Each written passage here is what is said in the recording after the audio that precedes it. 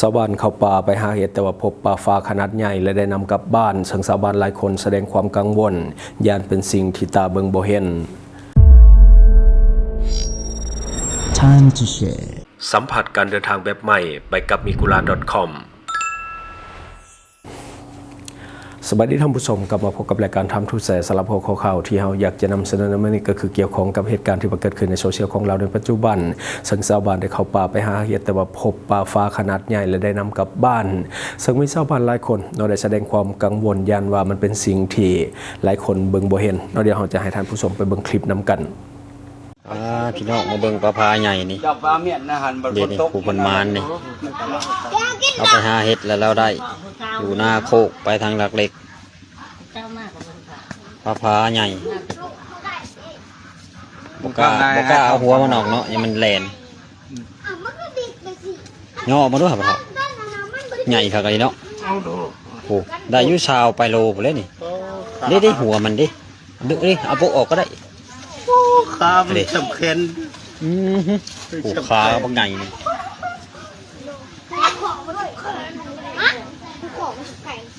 เชฟดีดอกตัวใหญ่เนาะเพราะว่าเนาะ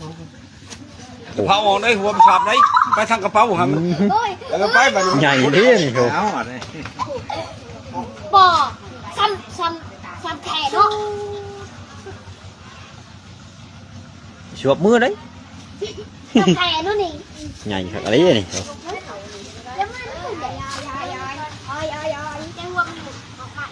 เคยเห็นตัวใหญ่ปะนี่จะเถื่อเขาก็บ่เคยโอ้เนาะและที่ผ่านไปก็เป็นคลิปต้นเรื่องที่หลายคนน่าจะได้เห็นในโซเชียลในปัจจุบันเหตุการณ์นี้ถูกเผยแพร่ลงในโซเชียลในวันที่14กรกฎาคมปี2026ชาวบ้านบ้านหลักเหล็กเมืองสนบุรีแขวงสวรรณเขตเข้าป่าหาเห็ดแต่ว่าพบปลาฟ้าตัวใหญ่น้ำหนักประมาณ20กิโลกรัมชาวบ้านคาดการว่าปลาฟ้าตัวนี้จะขึ้นมาวางไข่อยู่ถึงบกแต่ชาวบ้านบังเอิญไปเห็นซะก่อนเรื่องนี้ชาวบ้านบางจำนวนแสดงความกังวลที่เห็นคนในหมู่บ้านไปจับสัตว์แปลกมาแบบนี้ซึ่งมันบ่แม่นเรื่องปกติปานใดสำหรับเขตนั้นอาจเป็นสิ่งที่เบิ่งบ่เห็นตามความเชื่อของคนในท้องถิ่นหลายคนแนะนำให้เอาไปปล่อยเนื่องจากย่านในสิ่งที่เบิ่งบ่เห็นแต่สุดท้ายแล้วยังบ่ฮู้ว่าชาวบ้านคนดังกล่าวเฮ็ดแนวใดต่อไปกับปลาฟ้าตัวดังกล่าวสังเกตจากคอมเมนต์ส่วนใหญ่แนะนำให้ชาวบ้านคนดังกล่าวที่จับมานั้นนำไปปล่อยคืนสู่ธรรมชาติส่วนหนึ่งก็เป็นย้อนความเชื่อส่วนหนึ่งก็เห็นว่าเป็นปลาฟ้าที่มีขนาดใหญ่เนื่องจากว่าขนาดใหญ่ขนาดนี้ต้องใช้เวลานานหลายปีพอสมควรจึงจะใหญ่ได้สำนี้อยากให้ไปปล่อยคืนสู่ธรรมชาติให้มันได้ขยายพันธุ์ต่อไปซึ่งตอนนี้ยังบ่มีการอัปเดตจากคนต้นเรื่องเทื่อ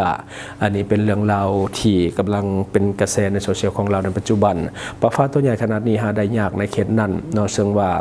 มันเป็นสิ่งที่แปลกสำหรับชาวบ้านหลายคนเพราะว่ามันเป็นเขตแห้งแล้งซะส่วนใหญ่เนาะในส่วนนั้นจุดที่มีปลาฟ้าหลายที่สุดแม่นบ้านดอนแดงเมืองจำพรแขวงสวรรณเขตซึ่งเป็นแหล่งท่องเที่ยวสำคัญของแขวงสวรรณเขตปลาฟ้าที่นั่นบ่มีภัยกัดแต่ต้องเพราะว่าคนแถวนั้นเชื่อว่าบ่แม่นสัตว์ที่จะควรลาบมาเป็นอาหารเด็ดขาดก็คือเขาอนุรักษ์ไว้เพื่อการท่องเที่ยวเนาะประเด็นมาเบิ่งอีกข่าวหนึ่งก็คือเจ้าหน้าที่เครือข่ายละเว้นลงกวดกาอาหารพบมีการลักลอบค้าขายสัตว์ป่าและก็มีการปรุงแต่งสัตว์ป่าห่วงห้ามอยู่นครหลวงเวียงจันทร์ปฏิบัติตามแจ้งการของห้องว่าการสำนักงานนายกรัฐมนตรีเลขที่624หสนยลงวันที่24พฤษภาคม2026ในวันที่18พฤษภาคม2026เครือข่ายบังคับใช้กฎหมายว่าด้วยสัตว์นำและสัตว์ป่าและกฎหมายว่าด้วยป่าไม้หรือว่าละเว้นได้ลงกวดกาอาหารแห่งหนึ่งซึ่งตั้งอยู่บ้านจอมมานีเมืองไสเสถานครหลวงเวียงจันทร์หลังจากได้รับข้อมูลว่ามีการลักลอบนำสัตว์ป่าประเภทห่วงห้ามมาจำหน่ายและก็ปรุงแต่งเป็นอาหารให้ลูกค้าจากการกวดกาพื้นที่ตัวจริงเจ้าหน้าที่พบว่าอาหารดังกล่าวได้มีการครอบครองปรุงแต่งและจำหน่ายสัตว์ป่าห่วงห้ามทั้งในรูปแบบสัตว์ที่ยังมีชีวิตซากสัตว์และก็สินส่วนของสัตว์ป่าเพื่อจำหน่ายเป็นอาหารให้แก่นักท่องเที่ยวชาวต่างประเทศซึ่งเป็นการกระทำผิดต่อกับกฎหมายของสปป.ลาวของกลางที่กวดพบและก็มีการกักยึดไว้เป็นหลักฐานประกอบมี1ก็คืองูที่ยังมีชีวิต1โตวน้ำหนัก 1.42 กิโลกรัม2ก็คือซากของตัวลิ้นที่ได้ถอนเกล็ดออกแล้วจำนวน4โตวน้ำหนักรวมมัน 4.8 กิโลกรัม ตัวที่3ก็คือเกล็ดลิ้น1ถุงน้ำหนักประมาณ 3.2 กิโลกรัมตัวที่4ก็คือสิ้นส่วนและก็เครื่องในของตัวลิ้นที่ยังดิบอยู่น้ำหนักมัน 2.1 กิโลกรัมตัวที่5ก็คือสิ้นส่วนของตัวลิ้นที่ว่าปรุงแต่งสุกแล้วน้ำหนักมัน 3.8 กิโลกรัมและตัวที่6ก็คือตีนมีดำก็คือมี4ชิ้นหรือว่า4ตีนน้ำหนักมัน 2.1 กิโลกรัมและตัวที่7ก็คือเหล้าที่ดองสัตว์1โถน้ำหนักรวมของสัตว์ป่าซากสัตว์สิ้นส่วนสัตว์ป่าและก็สัตว์ที่ยังมีชีวิตที่ว่ากดยึดได้ทั้งหมดในครั้งนี้น้ำหนักรวมเป็น 25.52 กิโลกรัมหลังจากการกดยึดของกลางเจ้าหน้าที่ละเว้นโดยควบคุมตัวผู้ถูกหาเป็นสัญชาติจีนเพื่อนำส่งให้ตำรวจดำเนินคดีตามขั้นตอนและก็ตามบทบัญญัติของกฎหมายของสปป.ลาวการปฏิบัติงานในครั้งนี้เป็นส่วนหนึ่งของมาตรการเพิ่มความเข้มงวดในเรื่องของการปราบปรามการลักลอบฆ่าสัตว์ป่าและการนำสัตว์ป่าห่วงห้ามมาบริโภคเพื่ออนุรักษ์ทรัพยากรสัตว์ป่าและก็คุ้มครองการบังคับใช้กฎหมายให้เป็นไปอย่างเข้มงวดอันนี้ก็คือเนื้อในของข่าวนอกแถบอยากเสือว่ามีหาดแนวนี้อยู่ในใจกลางนครหลวงเวียงจันทร์ซึ่งบันจอมณีก็ห่างจากสตูดิโอของเราประมาณ2กิโลเมตรเท่านั้นเชื่อว่ามีคนหูเรื่องนี้จำนวนหลายแต่ว่าเลือกที่จะเก็บเป็นความลับโชคดีที่ยังมีพลเมืองดีที่ได้แจ้งไปหาเจ้าหน้าที่ว่ามีหาดแบบนี้อยู่ในนครหลวงเวียงจันทร์ในครั้งนี้จึงนำไปสู่การจับกลุ่มบัดนี้มาต่ออีกหนึ่งข่าวที่เป็นข่าวเศร้าคือในปัจจุบันอาจารย์เก่งกาจบงกระวงหรือว่าอาจารย์ติงเล่อดีตหัวหน้าทีมกู้ภัยที่ช่วยคนลาวติดถ้ำที่เมืองลองแจ้งร่วมกับมูลนิธิเก็บส่งศพของผู้เสียชีวิตจากเหตุการณ์ไฟไหม้โรงเบียร์ณลาดพร้าวที่เป็นชาวสปป.ลาวให้กับทางการของลาวเพื่อมาประกอบพิธีทางศาสนาอิงตามการรายงานข่าวของแฟนเพจโทรโขงให้ฮู้ว่ามูลนิธิกู้ภัยใหญ่ของไทยก็คือปอเต็กตึงจับมือกับทีมงานอาสาสมัครตั้งจุดประสานงานเกี่ยมส่งศพผู้ที่ว่าเสียชีวิตเป็นคนสัญชาติลาวมาฮอดนาดานแล้วส่งต่อให้ทางกู้ภัยของลาวรับประสานงานต่อไปกู้ภัยไทยเกี่ยมช่วยเหลือส่งศพกับสปป.ลาวมูลนิธิปอเต็กตึงได้ร่วมมือกับอาจารย์เก่งกาจบงกะวงนายกสมาคมเมตตาธรรมทิพยสถานและก็หัวหน้าทีมกู้ภัยของไทยเพื่อจะตั้งระบบช่วยเหลือเป็นกรณีพิเศษนอกจากนี้ก็ยังได้ประกาศตามหาญาติพี่น้องชาวสปป.ลาวขอความร่วมมือเนื่องจากในปัจจุบันมีห่างผู้เสียชีวิตบางส่วนที่ถูกส่งไปชันสูตรอยู่สถาบันนิติเวชและก็ยังบ่มีญาติพี่น้องเข้ามาพัวพันเอาเพราะอาจจะขาดการติดต่อหรือว่าเอกสารกวดสอบเรื่องของตัวตนถูกไฟไหม้ไปหมดแล้วทางทีมงานอาสาสมัครของไทยจึงได้ประกาศผ่านสื่อสังคมออนไลน์ทั้งพี่น้องชาวสปป.ลาวหากท่านใดมีหมู่เพื่อนหรือว่าคนรู้จักหรือว่าญาติพี่น้องที่ขาดการติดต่อและก็คาดว่าจะอยู่ในเหตุการณ์ดังกล่าวให้ติดต่อประสานงานมายังทีมงานกู้ภัยหรือว่า Facebook ส่วนตัวเก่งกาจบงกะวงเป็นภาษาไทยเพื่อส่งข้อมูลและก็ยืนยันเอกสารส่วนบุคคลอันนี้คือเนื้อในของข่าวเราสิว่าข่าวดีก็บ่แม่นเป็นข่าวเศร้าที่บางคนเราเฮาไปเสียชีวิตอยู่ในประเทศไทยและก็ทางการของไทยหรือว่าเจ้าหน้าที่ของไทยพยายามที่จะช่วยเหลือในเรื่องของการส่งศพออกจากประเทศไทยกลับมาเฮ็ดพิธีทางศาสนาอยู่บ้านของเฮาซึ่งว่าปกติแล้วส่วนใหญ่จะบ่นำมาเพราะว่าราคามันสูงราคามันแพงว่าด้วยเรื่องของการนำส่งศพกลับบ้านนี่มันบ่แม่นเรื่องง่ายๆและก็ใช้งบประมาณค่อนข้างที่จะหลายสมควรหากบ่มีหน่วยงานใดยื่นมือเข้ามาช่วยนอกจากจะพิสูจน์อัตลักษณ์และก็พิสูจน์ว่าญาติพี่น้องแท้หรือบ่ก็มีกระบวนการหลายสมควร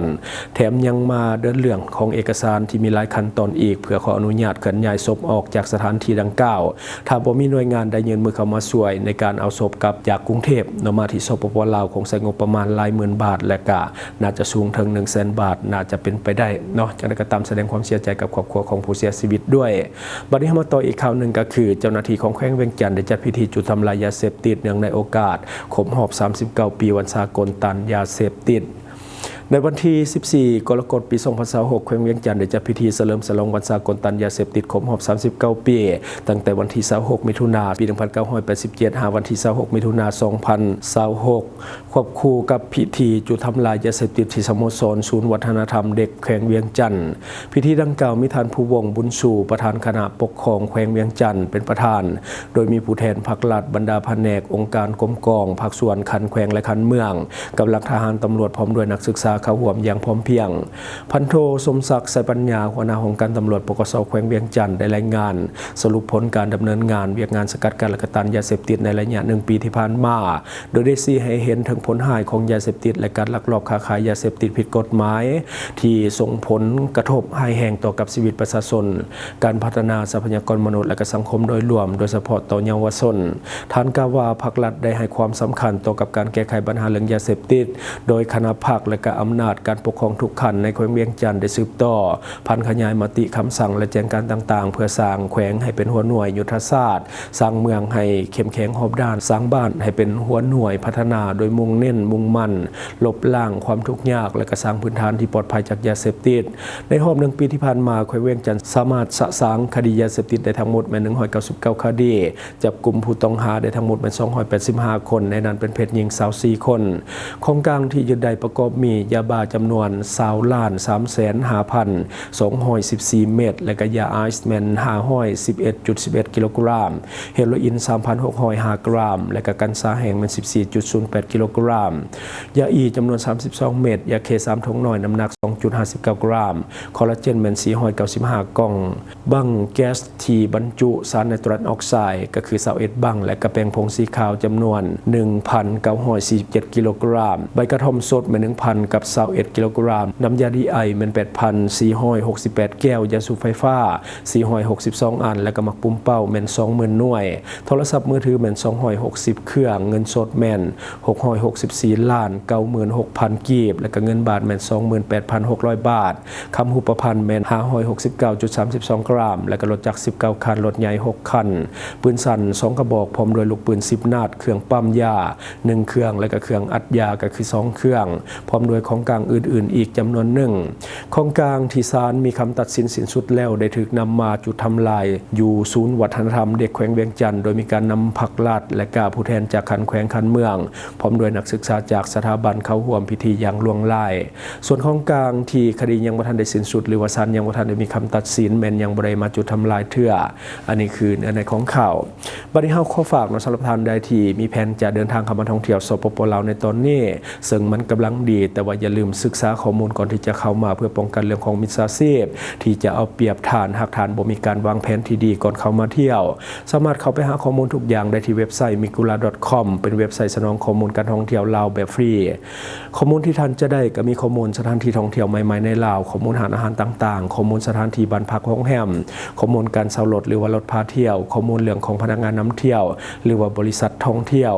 สำหรับการลงทะเบียนจะมีอยู่3รูปแบบลงทะเบียนโดยเบอร์โทรศัพท์ของท่านลงทะเบียนโดยอีเมลแล้วก็ลงทะเบียนโดย Facebook สมัครง่ายขั้นตอนบ่ยุ่งยากมีความปลอดภัยสูงแถมบริการฟรี 100% ที่ mikula.com ท่านที่ยังสมัครบ่เป็นกดลิงก์เข้าเบิ่งคลิปอยู่ในคอมเมนต์ของเฮาได้เลยและทั้งหมดก็คือสิ่งที่เฮาเก็บมาเล่าสู่ฟังหวังว่าท่านจะได้รับสาระดีๆสำหรับท่านที่ว่าเบิ่งรายการเฮาอยู่คิดเห็นจะได้กับสิ่งที่ว่านำเสนอไปก็อย่าลืมฝากไว้ภายใต้คอมเมนต์ของเฮาแล้วข้าพเจ้าจะเข้าไปอ่านด้วยตนเองขอขอบใจช่องทางที่คุณสามารถรับชมข่าวสารจาก Time to Share Studio Fanpage Time to Share Laos YouTube Time to Share TikTok Time to Share Laos Facebook สิงห์ดาราสายลินอยู่เมืองลาวใช้แต่เงินกีบลาวและส่งเสริมผลิตภัณฑ์ภายในเพื่อลดพรการนำเข้าสินค้าและแก้ปัญหาเงินตา Subscribe for more video.